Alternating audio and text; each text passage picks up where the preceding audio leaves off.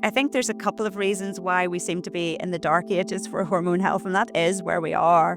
The fear for men about testosterone, a lot of that is around that testosterone causes prostate cancer. And for women, it's that estrogen causes breast cancer. And those have become very firmly held beliefs, slightly delusional. The testosterone causing prostate cancer in men actually was when a really expert urologist in the States went to dig through the archives, found that this was based on one case from the 1930s.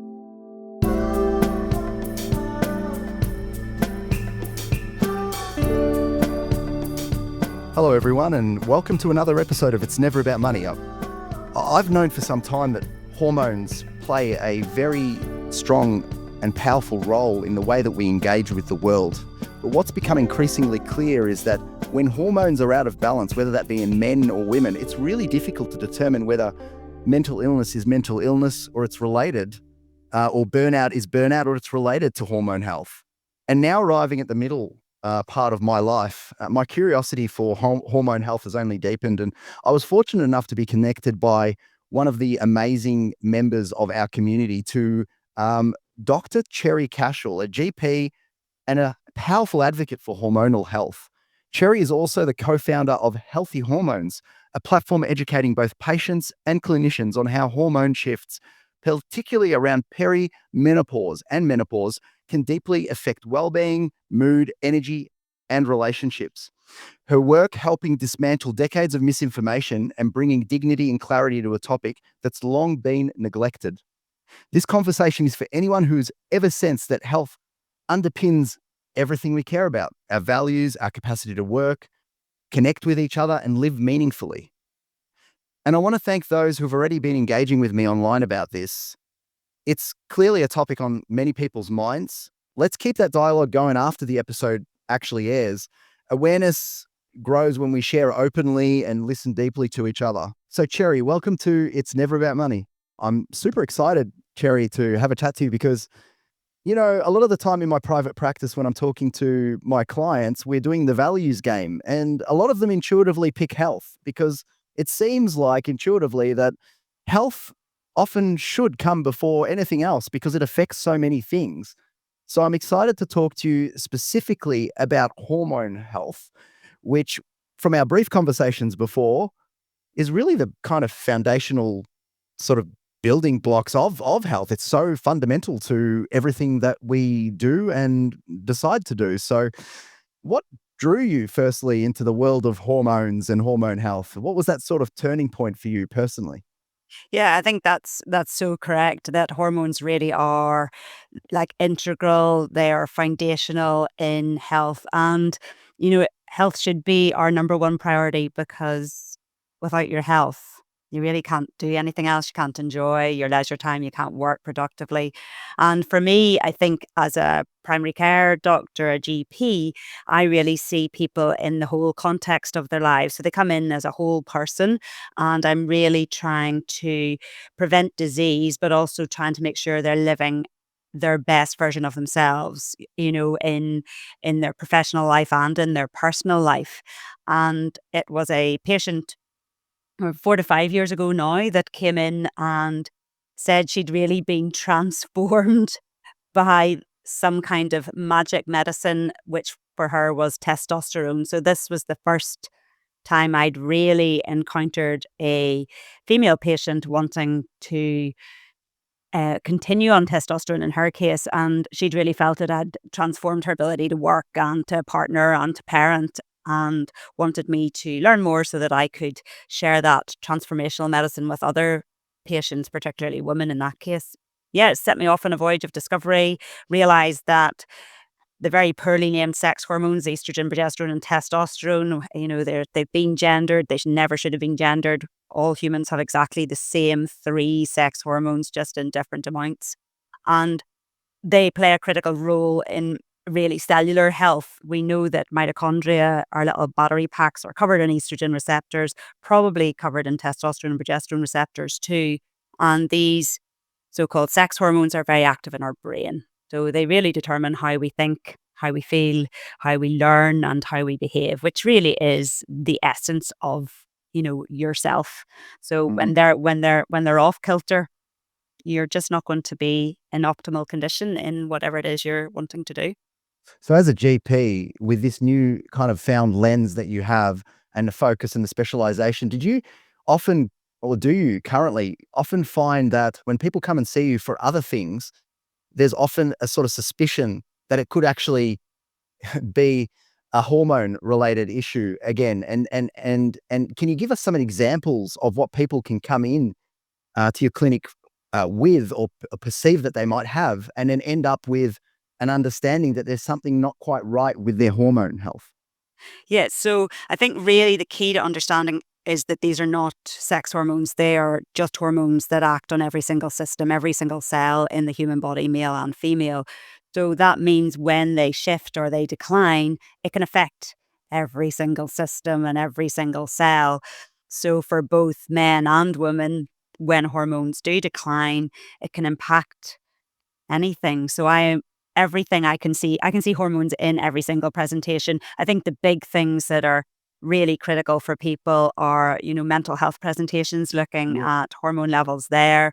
And certainly for women, it's extremely common as they move through midlife that they will present with psychological symptoms because, all women will lose their estrogen and progesterone at the point of menopause. Men and women testosterone declines probably from the late 20s, 30s, and declines across the life cycle gradually. So men and women both experience this slow decline of testosterone from a peak in our late 20s when we're at our peak performance. And it can drive mental health issues. It can drive metabolic dysfunction, which, is also being compounded by our toxic environment of sitting still, eating fast food, not getting enough sleep, being surrounded by dopamine depleting activities like LED lights or computer screens and phones. So that gaining weight around your middle, maybe becoming a bit insulin resistant, pre-diabetic, affecting your bone density, causing muscle loss, causing fatigue, just not feeling like yourself, like you just aren't firing on all cylinders. And it is really like you've taken the key players out of the game, out of the team, and you're trying to sort of keep going. It's not that you will suddenly keel over and die, but you're just functioning at this lower cellular battery level. It's Mhm. okay, but you're just not optimum. And switching up those hormones can really bring people back to a much higher level of health, well-being, as well as preventing, future diseases which might be starting to present themselves. Quite seems quite sad that someone might actually present with mental issues, and mental illness issues, and then decide that they would move into the ecosystem of looking after themselves by finding a mental health practitioner, only to find that this might be actually born by a physiological issue rather than a psychological issue. And so, all of a sudden, they might not actually be dealing with the root cause of the problem. And I imagine from your perspective that this would be a lot to do with a lack of awareness amongst other medical professionals, not just GPs, but like, mental health professionals and alike.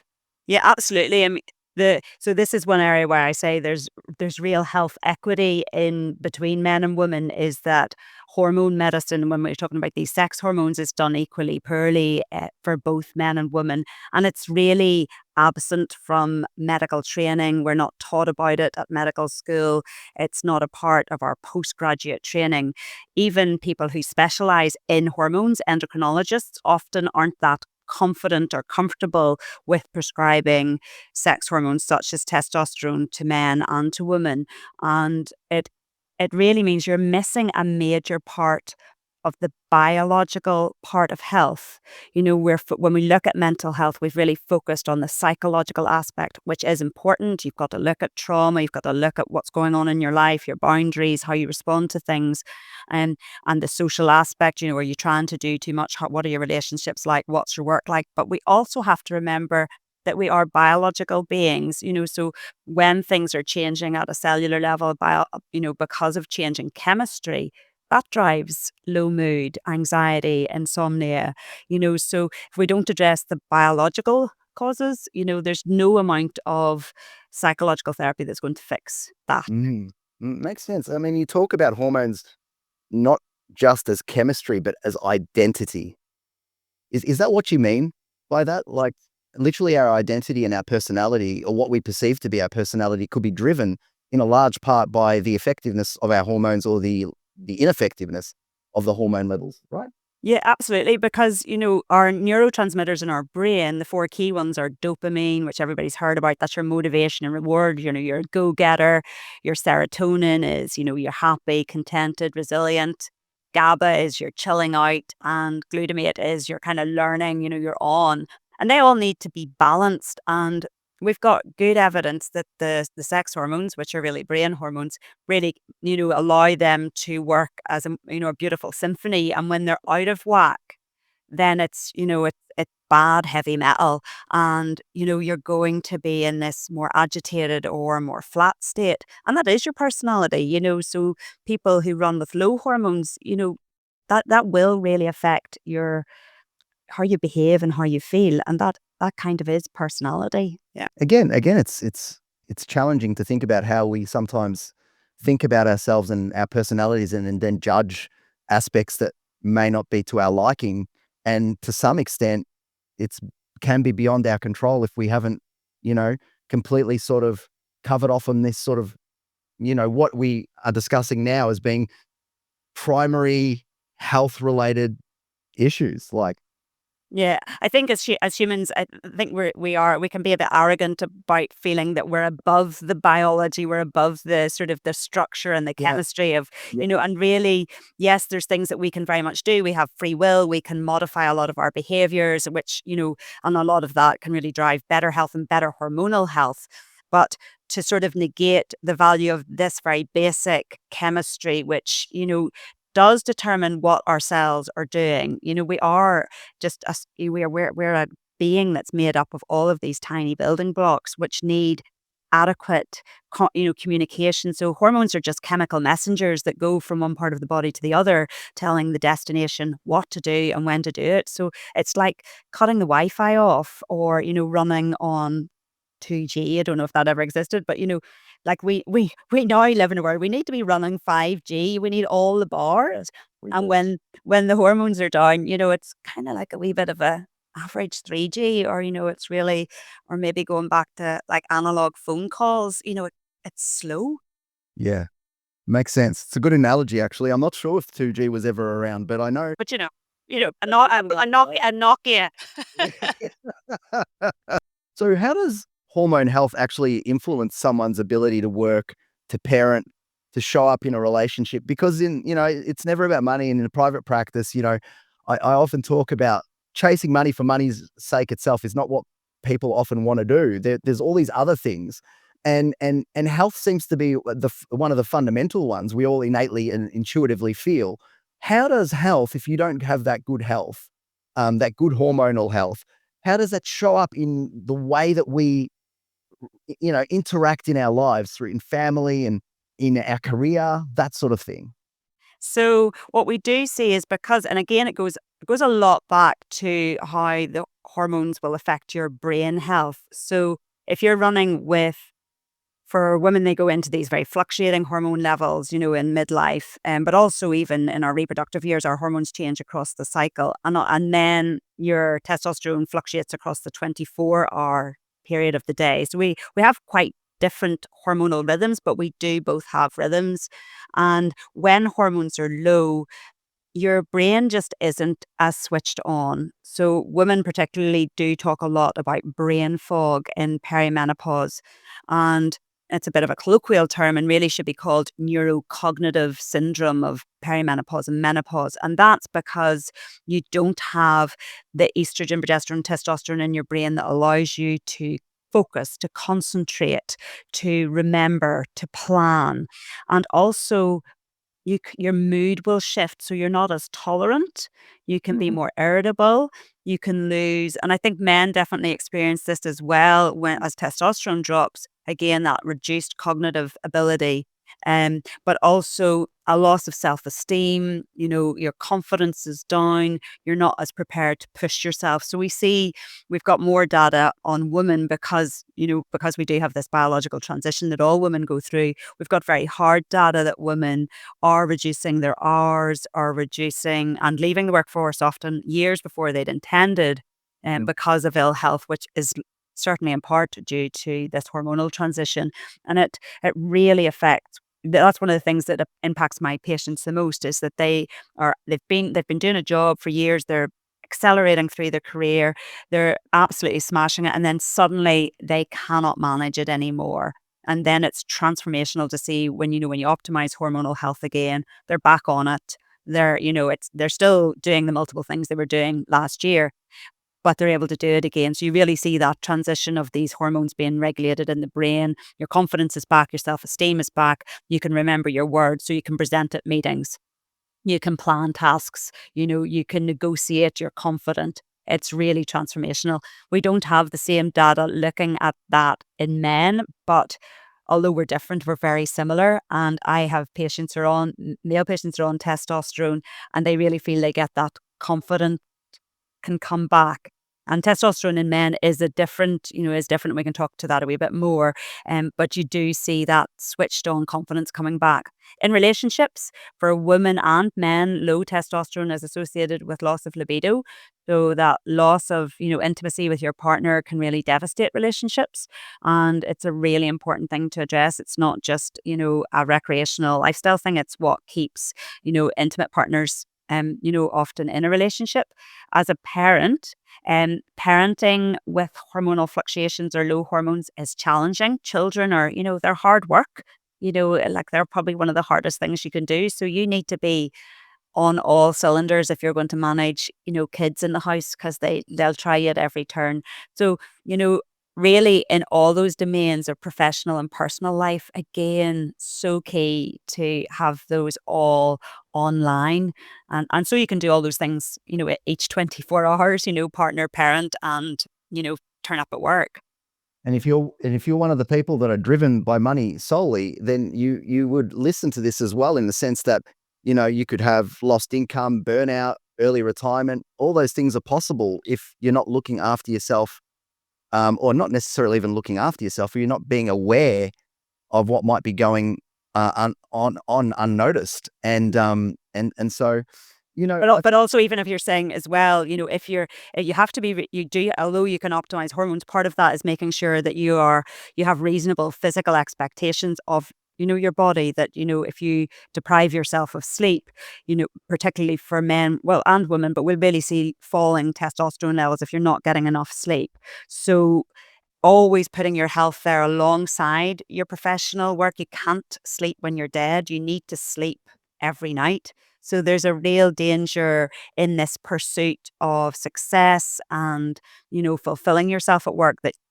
you can really be causing quite a lot of damage to your biological health. And it's really important for younger men and women to recognize that this is not something you can put off. So in your 20s, in your 30s, you've got to really be maintaining this healthy hormone balance, through enough sleep, eating the right nutrition, not drinking alcohol, and building muscle. For both sexes, we should all be at the gym lifting heavy stuff from early on. It's much easier to do it in your 20s and 30s than in your 40s, 50s, 60s, 70s, 80s. And I think that's really important. A lot of people, when they're younger, they feel immortal, but yeah. you see the damage, often 5, 10, 15 years later. So you want to really always be investing today in your physical health, the way you do with your finances. You've got to invest today to get that return in 10 or 20 years. That compound interest applies to human biology.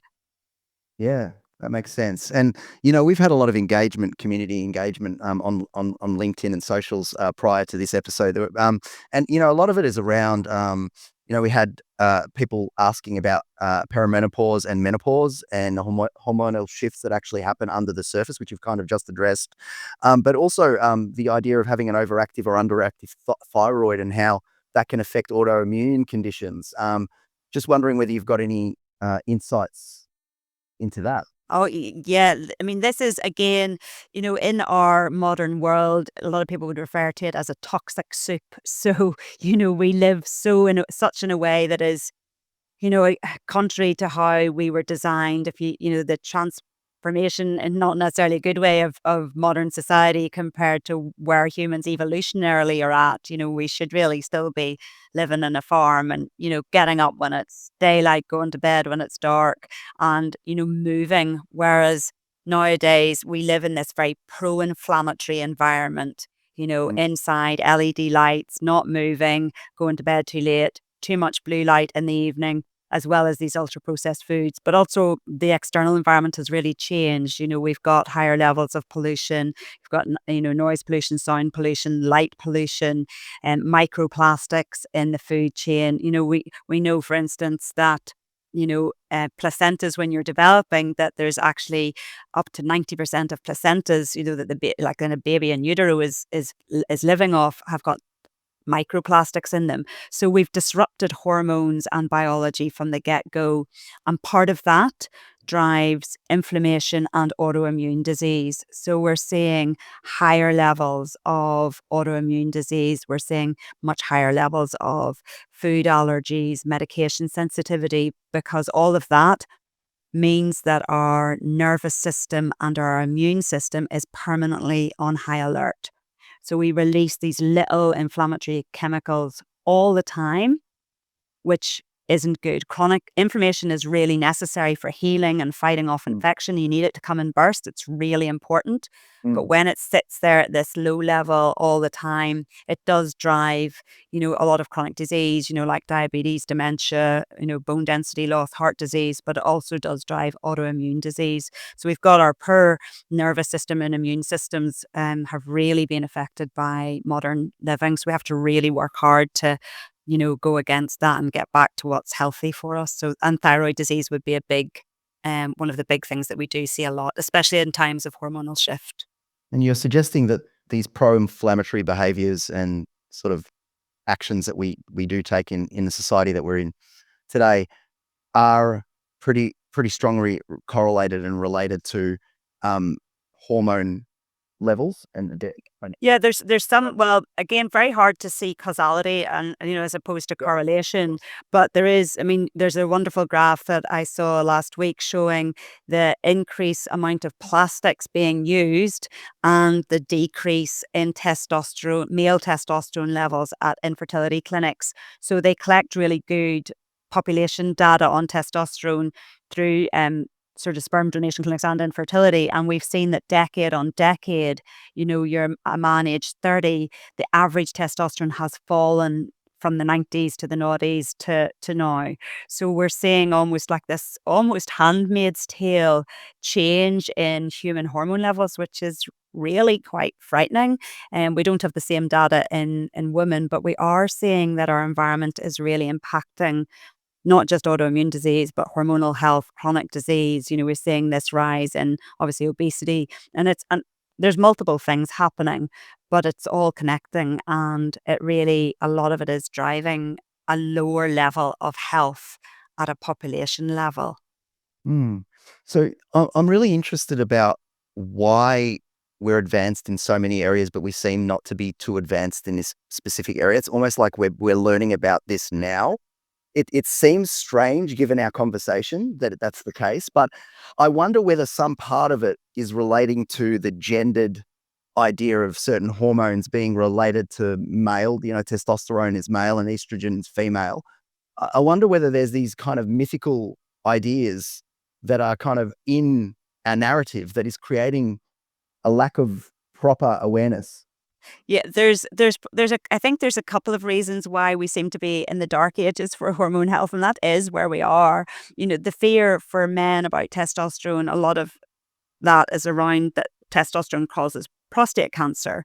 And for women, it's that estrogen causes breast cancer. And those have become very firmly held beliefs, which, slightly delusional.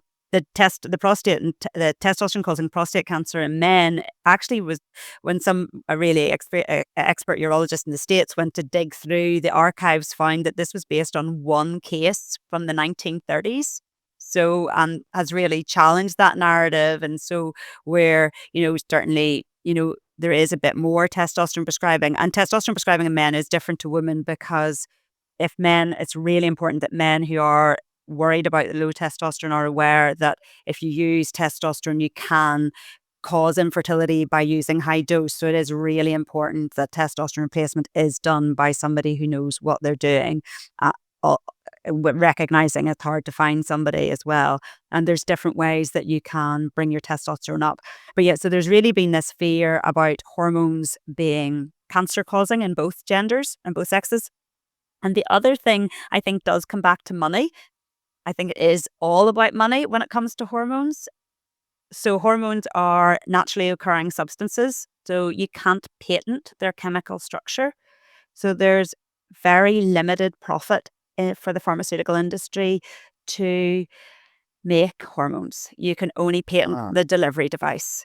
So, and delivery devices are like patches or tablets or gels, but that again, a lot of um, those delivery devices are off patent. So there's very little profit. There's some, but the companies that make body identical hormones for both genders are small companies. They're quite happy with their market share, but they don't have the money to fund, in general, randomized controlled trials, to really see, like, if we give men testosterone, is it going to reduce, low testosterone, is it going to reduce dementia? Is it going to treat osteoporosis? And the same for women.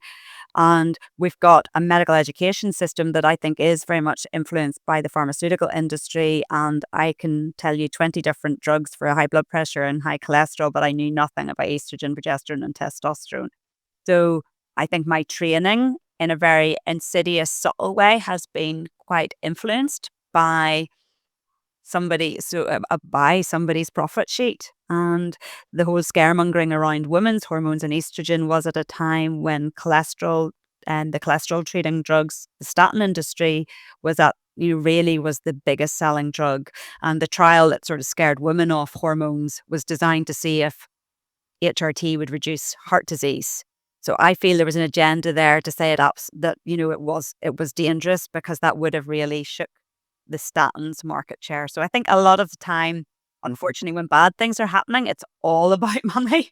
yeah. And it has really impacted health, and it's really impacted research and our understanding, our education, and our training, and yeah, in terms of hormones, I know we're specifically sex I hormones. know we're talking about sort of loose correlations here, but the idea that good hormonal health and having an awareness and having actual, remedies and strategies to kind of prevent or improve outcomes really does seem to relate to the bottom line from an economic perspective. Because, the idea of, like, again, lost income, early retirement, burnout, poor decision making financially, the whole lot of it, it Yeah. really seems to relate. So why wouldn't the government get involved where private corporates don't see the money in the testosterone production or estrogen production kind of industry? Why would the government actually not get more involved to try to improve this situation?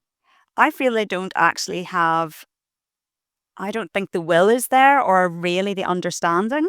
Yes. So, what I mean, I've spoken to people, who are involved in policy making, and I think there's still an expectation that that's going to happen over there and somebody else is going to sort it out, and it's not really our problem. Even if we look in Australia at our data collection, at what, the cost of disease or what diseases are really impacting people, it's not even broken up a lot of the time in terms of gender. So it's very hard to even get a good handle on how much dementia in women costs the Australian economy. We know that the lost earnings for women retiring early in menopause works out at about 15 billion per year for Australia. And it's likely that the cost of preventable chronic disease just for women is in the range of maybe 40 to 50 billion when we look at dementia, heart disease, and osteoporosis.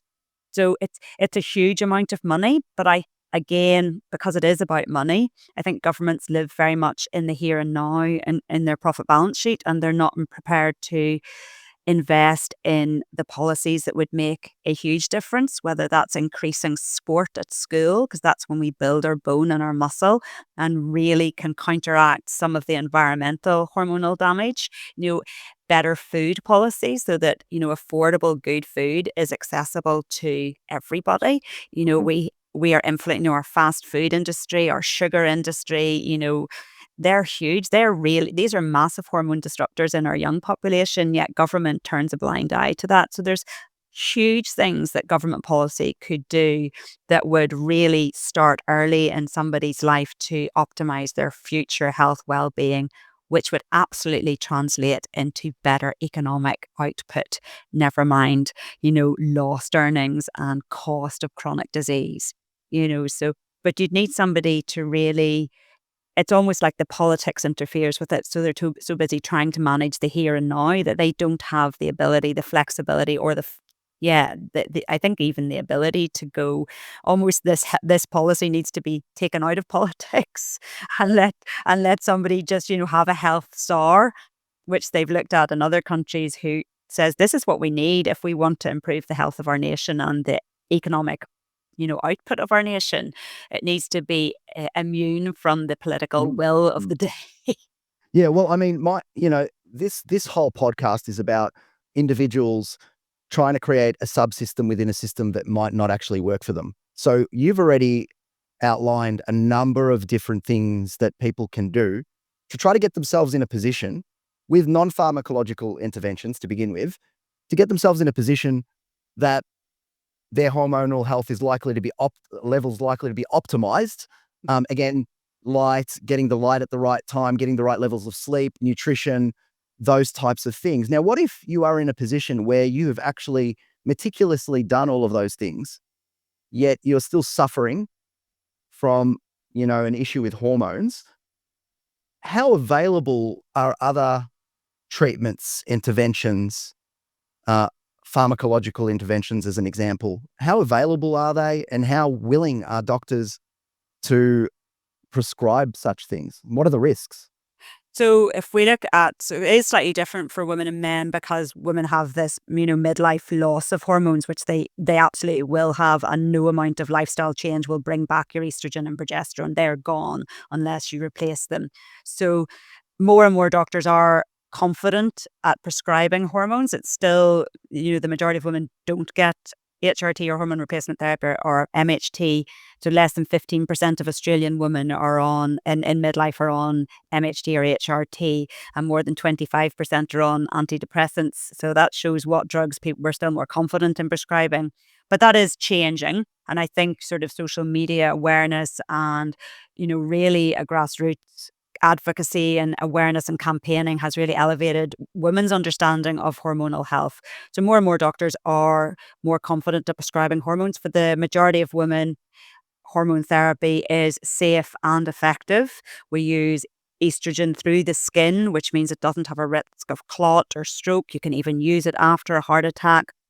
We use natural progesterone as a tablet, and we have in Australia, we're one of only 3 countries to have a testosterone formulation for women, which is TGA approved. It's only approved for postmenopausal women, but doctors will prescribe it off-label for younger women, and that can be transformational. And yes, it's really important for the lifestyle, but a lot of women find they can start to go to the gym, they can eat better, they can stop drinking, they can sleep, they can reconnect, do their meditation when their hormones are in a better balance. So that's women. So it's getting better. It's still nowhere near where it needs to be. It's still not mandatory in training. It's still not part of medical education. And it's a real, travesty, because it's an opportunity to improve well-being, women's participation in the workforce. These are women who are often leaders in their businesses, companies, whether big or small. And I think we have a huge female representation in our political system at the minute, and I think that's really helping. For men, there's certain conditions in men and women that will mean you have low hormones. So there's certain genetic conditions, and that you may not know about that until you're trying to have a baby, and that might be the first time for men that they discover they have a genetic condition like Klinefelter's and they don't produce testosterone. And then there's some other conditions that mean you have genetically low testosterone, and the only way you're going to get the testosterone up is by giving testosterone back. For men who aren't in that group, who still wish to have a family, it's really important that you work with somebody who knows what they're doing. There are other drugs, there's clomiphene and HCG, both can help to stimulate endogenous testosterone production if the testes are working without suppressing your natural testosterone. So that's certainly something men can do. And again, it should be done with somebody, a doctor that knows male hormones, which would be a male and an endocrinologist who specializes in androgen deficiency. So you can support natural testosterone production without impairing fertility by using these other drugs. Oh, Uh, Really important for men and women to exclude things like sleep apnea.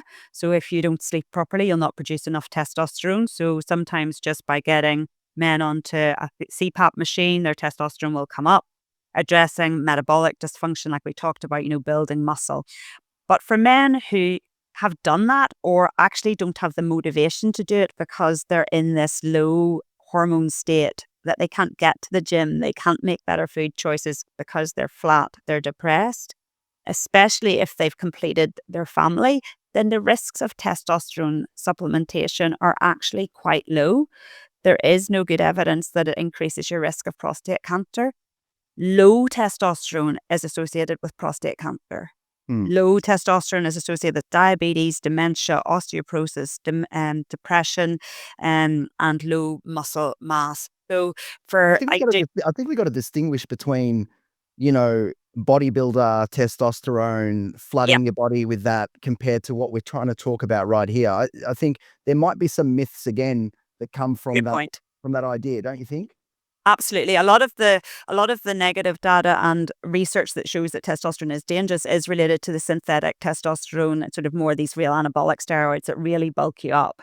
And we definitely we do need more funding and research into low dose testosterone supplementation in men. I think we need to know, is it a bit more safe than we thought it was? Could it be used a bit more? Because there are a lot of men with low testosterone who maybe just need a little bit just to get them back on track. And sometimes they may be able to come off the testosterone because they have built that extra muscle and now their endogenous testosterone production's gone up. But I think it's critical to understand that risk of infertility. And I think that's why mainstream medicine needs to do this well, so that people are not going to online clinics or getting it off Amazon and potentially putting themselves at risk. So yeah, testosterone is a hormone that really can work well for both men and women. And we don't use estrogen and progesterone routinely in men yet. That's something I think there's some small studies looking, for instance, at estrogen to treat advanced prostate cancer, which is really exciting. And that has much lower side effects than using the drugs they usually use. And they've used progesterone in men for alcohol addiction and PTSD. Oh, that's whacked in smaller studies. So yeah, so I think these are hugely underused, under-researched drugs that people can't make enough money out of to really Hmm. research. So yes, if you've got any listeners that want to do world-changing research, then there's certainly plenty of scope to do amazing things in this area. So, say someone's going in to a GP clinic. They've got their GP. They're citing that there's a lethargy in them. There's kind of a feeling of depression, maybe some of the other symptoms that we've talked about. And what do you want to hear from your GP to know that they're actually thinking about things in the right way? Or what do you need to say to them to prompt them, perhaps? Or what GP do we need to go and find to actually get us in a situation, where these things are looked at? Because I kind of guessing here, but I'm not sure that, if you go to your local GP and you sort of say, I'm feeling lethargic and a bit depressed, they might get out the checklist of questions to ask you. But I don't know if about mental health, but I don't know if they're going to go down the hormone route. Yeah, I think that's really true. I think so. Certainly, I think everybody should be asking for their testosterone levels to be checked. I think I routinely check that for both male and female patients. And it is useful to see, is it sitting low? I think partly I like to watch and see. It doesn't mean I'm always going to prescribe testosterone, but I think it's really interesting. And for women, particularly in women in perimenopause, their other hormones fluctuate wildly from day to day. So perimenopause is a clinical diagnosis, so hormone levels don't actually help. So for a woman who thinks she might be in perimenopause, that's when you're still having, a menstrual cycle, then a lot of the diagnosis is by listening to your story. So it's really useful for women to go in with really a list of symptoms or already having downloaded a health report and here's all the symptoms I've got. I think it is perimenopause, doctor. And really, you don't expect the doctor to pick it up.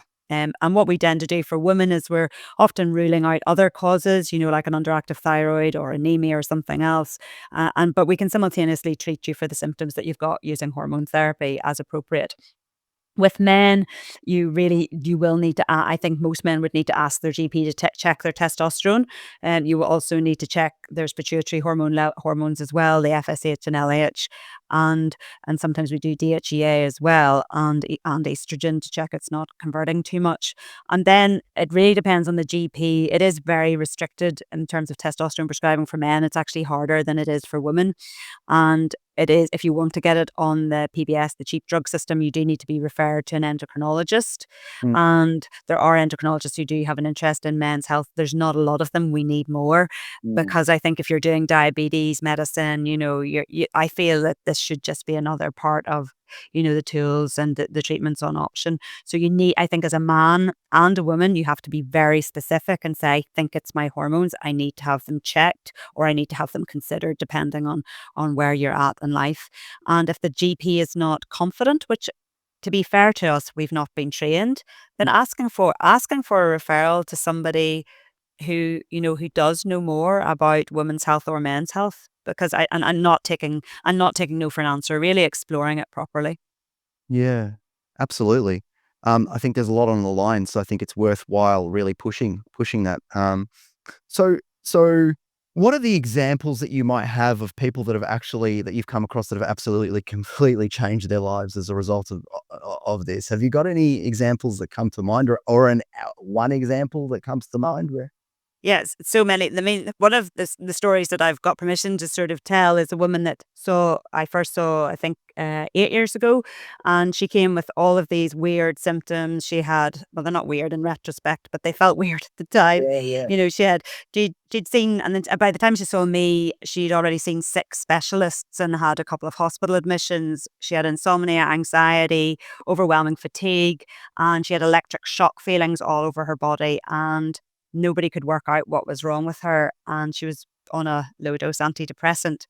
And she didn't come very often. She sadly got divorced, just but she was quite ambivalent about it. And then she came back in 2022 after I'd done a lot of hormone work, and I was reading her notes. And before she came in, so obvious. And this time it was easy. She had hot sweats and night sweats and hot flushes, which most doctors will recognize as a menopausal symptom. But she still had a regular menstrual cycle, and we've always been Mm, taught that is, you can't have a regular menstrual cycle and be perimenopausal, which is absolutely untrue. And I said, I think you're perimenopausal. And she said, yes, that sounds right. So she goes, most women in my family have gone into menopause really young. She was only in her early 40s at this point, and I was thinking it would have been good if you'd mentioned that before, but I guess it's my job as the doctor to ask the right questions. And we started her on some hormone therapy, and 3 weeks later, she said she felt the best she'd done in years. And then we added in some testosterone, and within a year, she was completely back to her own self. But she'd lost 7 years of her life by that point. So she hadn't been able to work. She'd got divorced, and her children hadn't had a functioning mother at home. So, this failure to consider hormones has huge ripple effect, both economically and, in terms of society, and destabilizing family units. And in terms of the best story with a man, I've got one chap, and again, I have to be careful not to reveal any identities, but he had other health conditions going on, which often run alongside low testosterone, such as diabetes and sleep apnea. But he really worked on all of those things, but couldn't really get his mojo, his drive back. It's not just about sex drive, it's just that kind of drive for life. And by adding in really quite a small dose of testosterone, he suddenly just was back on it. He's organized. He was able to work again. He was able to go to the gym 5 times a week and lift weights, and be able to get into a new relationship. So really, and then that helps those metabolic issues as well. So it, when it's done well, it's transformational medicine. There isn't any other drug that you can use that you see people say, I've got myself back. And that's all we kind of want, to be. just sounds so transformational. I mean, the whole mental health epidemic that we have and all of that, like, it seems to affect so many things from sleep to wanting to even exercise. The whole lot of it, the bit of the chicken and the egg going on there. But Yeah, one of the best descriptions is somebody said, like it's literally like you've gone in Dorothy and the Wizard of Oz from the black and white to the color. So it's literally like the technicolor has come back into your life. And hormones don't fix everything and they don't fix everybody. So I don't want to make it sound like it's always a magic solution, but for a significant number of people, it is. So it's an amazing tool to have in our medical kit for people who are experiencing symptoms of low or very fluctuating hormones. No, Cherry, you're doing great work here, because honestly, I think it's okay to be overstated when the world seems to be understated in an area that is so fundamental. So I completely understand. And I'm really hoping that people get a lot from this episode. I'm getting a heap out of it. I will certainly look out for any of the signs as I traverse the in my 20s. That's right. Thank you. I appreciate that. And so, people take for granted their health. We all do, right? The question that I am wanting to ask every single guest on this season is that if you could only, and I hope you have many more years of good health, but if you could only have 1 year of good health, what is it that you would do with it? Oh, that I should. Oh, it could have prepped me for that one. Um, it would definitely involve. It would probably. I'd probably. Oh, actually, I can tell you. I think I would travel the world with my family, and I'd try and climb. Probably not the highest peaks. I probably, if I had no training, I probably couldn't do the 7 highest peaks in the world. But I would probably travel the world, climbing really big mountain. Oh, that's cool. So you seem super active. So I imagine Yeah. right on brand for you.